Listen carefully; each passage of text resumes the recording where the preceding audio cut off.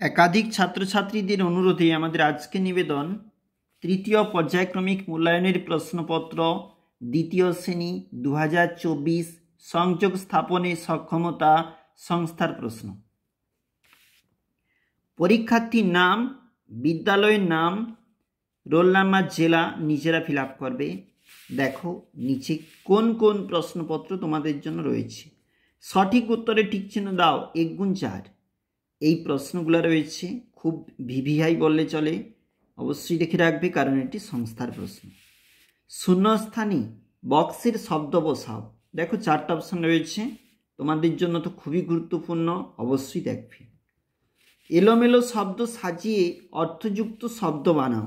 এগুলো অর্থযুক্ত শব্দ, এর জন্য 2 নাম্বার রয়েছে। এবং নিচের প্রশ্নগুলির উত্তর দাও, 6 নাম্বার রয়েছে, দেখতে পাচ্ছ।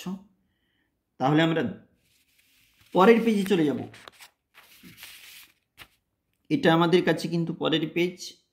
দেখো অর্থাৎ এখানে কোন কোনগুলা রয়েছে তোমাদের জন্য, এবং সেগুলা অবশ্যই তোমরা দেখে রাখো। মান লেখো, 4 নাম্বার রয়েছে। নিচে প্রশ্ন আবারও, অর্থাৎ make sentences from the tables, 6 number.